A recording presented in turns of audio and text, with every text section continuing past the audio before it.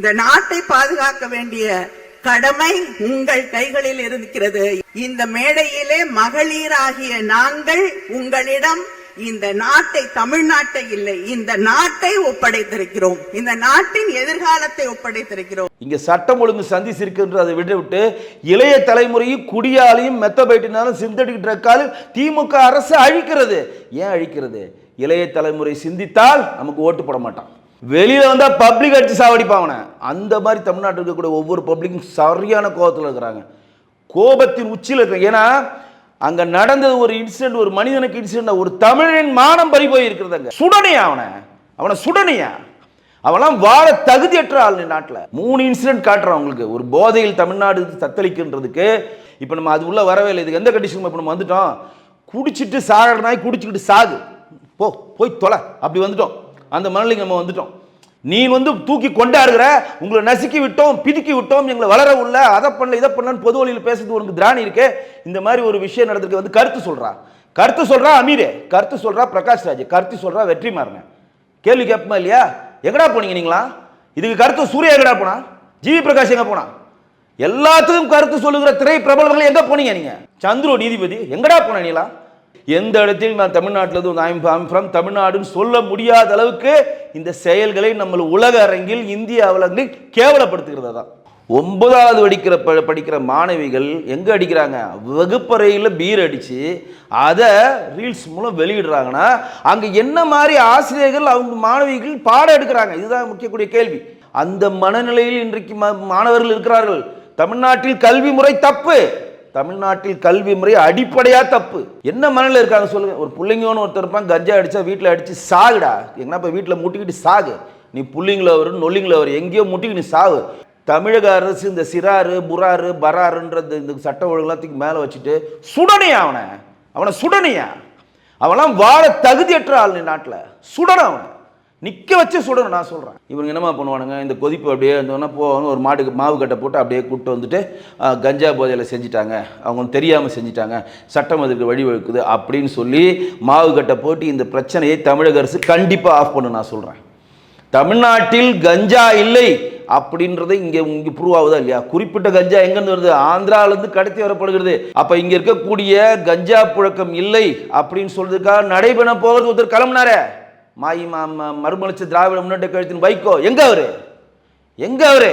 அதே யாரை தொடங்கி வச்சாரு? மாண்புமிகு முதலமைச்சர் திரு மு.க. ஸ்டாலின் தொடங்கி வச்சாரு. எங்க அவரு? 3 இன்சிடென்ட் காட்டுறான் உங்களுக்கு. ஒரு போதையில் தமிழ்நாடு தத்தளிக்கின்றதுக்கு பாருங்க, டாஸ்மார்க்ல 18 வயதுக்கு மேற்பட்ட ஒரு நாய்ங்க குடிச்சிட்டு சாவிட்டோம், அது அவன் தலையெழுத்து, அவனை திருத்தவே முடியாது. குடிச்சிட்டு தான் சாகணும், அவன் தலையில் எடுத்தால் நம்ம எதுவும் பண்ண முடியாது. ஆனால் 9வது வகுப்பு படிக்கின்ற மாணவிகள் பீர் அடிப்பது எவ்வளோ பெரிய ஒரு சட்டம் ஒழுங்கு பிரச்சனை. இங்கே தமிழ்நாட்டில் போதிக்கிற கல்வி முறை எவ்வளோ தப்பு. இது ஒரு இன்சிடென்ட்டு. தூங்கி கொண்டிருக்கிற நாய்களை கழுத்தை நான் கேபிள் வயரை போட்டு அறுக்கிறேன்னு சொல்லிட்டு 6ஆம் வகுப்பு 7ஆம் வகுப்பு படிக்கிற மாணவன் பண்ணுறான். அவன் என்ன மனநிலையில் இருக்கான்? அதே மாதிரி தான் இந்த பிள்ளைங்கள் இருக்கிற இந்த 3 பேர் 4 பேர் சேர்ந்து அப்பாவியை ஒருத்தனை போய் அடித்து, அவனை அடிச்சுட்டு போனால் மட்டும் பரவாயில்ல, கத்தி எடுத்து வெட்டுறாயா. எப்படியா மனசு வருது? எனக்குலாம் ரொம்ப சொல்லவே என்னால் நேற்று நைட்லேருந்து எனக்கு என்ன மாதிரி நாட்டில் நம்ம வாழ்கிறோம், என்ன மாதிரி மனிதர்களோட நம்ம பழகிறோம், என்ன மாதிரி கலாச்சாரத்தை நம்ம பின்பற்றுறோம்.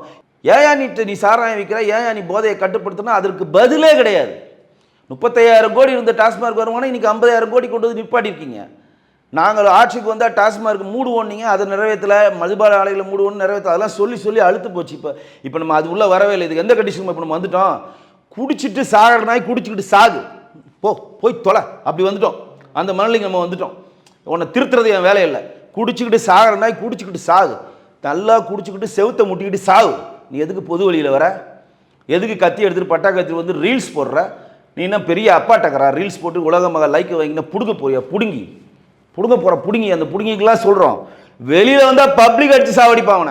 அந்த மாதிரி தமிழ்நாட்டில் இருக்கக்கூடிய ஒவ்வொரு பப்ளிக்கும் சரியான கோபத்தில் இருக்கிறாங்க, கோபத்தின் உச்சியில் இருக்கிறாங்க. ஏன்னா அங்கே நடந்தது ஒரு இன்சிடென்ட், ஒரு மனிதனுக்கு இன்சிடென்ட், ஒரு தமிழின் மானம் பறி போய் இருக்கிறதுங்க. நம் மண்ணின் பெருமையை அழித்து இருக்கிறார்கள். நம்ம இரக்கம் கருணை ஒட்டுமொத்த இந்தியாவில் இருக்கக்கூடிய அதிகமாக ஆலயங்கள் கொண்டு தமிழ்நாடு எங்கே போனாலும் உலகத்திலே நீங்கள் கேளுங்க, தமிழ்நாடு தாங்க சேஃபஸ்ட் பிளேஸ். உலகத்தில் எந்த நாடுங்க சேஃபான இடம்? தமிழ்நாடு சேஃபான பிளேஸ். யார் சொல்லுவா? பெரும்பான்மை இந்துக்களும் சொல்லுவாங்க, சிறுபான்மையர் ஆட்களும் சொல்லுவாங்க. இன்றைக்கு அந்த வார்த்தையை சொல்ல முடியுமா? உன் வீரத்தை காட்டு, பாக்ஸிங்கில் போ, உனக்கு நிகராக இருக்கக்கூடிய உன் எடை கொண்ட ஒரு ஆள்கிட்ட மோது வின் பண்ணி வரவே இருக்கிறேன். பாவமாக பாத்ரூமில் உட்காந்து ஏதோ ஒரு வேலை செஞ்சு குடும்பத்தை காப்பாற்றணும்னு ஒரு ஊரை விட்டு ஊரை வந்தவனை போய் உன் வீரத்தை காட்டுறிய வெக்கங்கட்ட மானங்கட்ட நாதாரி, புள்ளிங்க ஒரு நாதாரி. இந்த நாதாரிக்கெல்லாம் சப்போர்ட் பண்ணுற எல்லாருமே நாதாரி தான். நான் எந்த கட்சிக்காரராக இருந்தாலும் அவனே நாதாரி தான் சொல்லுவேன். நான் இவங்களை உயர்த்திடுவேன். எங்கடா போனா அந்த ரஞ்சித்து, எங்கே போனா அந்த மாரி செல்வராஜ், எங்கடா போனீங்க நீங்களா? மற்றதுக்கெல்லாம் முந்திரி கொட்டத்தனமா வந்து விளக்க சொல்றீங்களா? வெக்கம் கட்ட நாய்ங்களா? எங்கடா போனீங்க நீங்க? பொது வழியில் வாங்கடா. நீ வந்து தூக்கி கொண்டாடுகிற, உங்களை நசுக்கி விட்டோம், பிதுக்கி விட்டோம், எங்களை வளர உள்ள, அதை பண்ணல இதை பண்ணலன்னு பொது வழியில் பேசுறது உனக்கு திராணி இருக்கு. இந்த மாதிரி ஒரு விஷயம் நடந்திருக்கு வந்து கருத்து சொல்றா அமீரே, கருத்து சொல்றா பிரகாஷ் ராஜ், கருத்து சொல்றா வெற்றிமாறன். கேள்வி கேட்பமா இல்லையா? எங்கடா போனீங்க நீங்களா? இதுக்கு கருத்து சூர்யா எங்கடா போனா? ஜிவி பிரகாஷ் எங்க போனா? எல்லாத்துக்கும் கருத்து சொல்லுகிற திரை பிரபலங்கள் எங்க போனீங்க நீங்க? இந்த ஒன்று வந்திருக்க புதுசாக ஒன்று மாவாட்டுறதுக்கு மாதிரியே ஒன்று சத்யராஜ் பொண்ணு ஆகுனா வந்துட்டு இங்கே தேனும் பாலும் ஓடுகிறது, இங்கே தான் வந்து இந்த ஆட்சி நடந்து உதயநிதியை வந்து தான் இங்கே நாட்டையே கவுக்க போறாச்சு. எங்கே போன நீ? சத்யராஜ் எங்கே போனார்? சத்யராஜ் பொண்ணு எங்கே போன? பதில் சொல்லு, எனக்கு பதில் வேணும், பதில் சொல்லு. இங்கே சட்டம் ஒழுங்கு சந்திச்சு இருக்குன்ற அதை விட்டு இளைய தலைமுறையும் குடியாலையும் மெத்தபைட்டினாலும் சிந்தடிக் ட்ரக்காலும் திமுக அரசு அழிக்கிறது. ஏன் அழிக்கிறது? இளைய தலைமுறை சிந்தித்தால் நமக்கு ஓட்டு போட மாட்டான். இளைய தலைமுறை சிந்தித்தால் திமுக வீட்டுக்கு அனுப்பிச்சிருவான். அவனை சிந்திக்க விடாமல் அவன் போதையின் பாடே வைக்கிறதுனால தான் இன்றைக்கு அவன் சொல்றான் சட்டம். யாரு? புள்ளிங்க சொல்றான். ஆமாங்க இப்படி வெட்டுவோம், எங்களை அரெஸ்ட் பண்ணுவாங்க, 2 மாசம் இருப்போம், ஜாமீன் கேட்டு வெளில வருவோம், திருப்பி குடிப்போம், திருப்பி வெட்டுவோம். அப்படித்தானே சொல்றான் அவன்.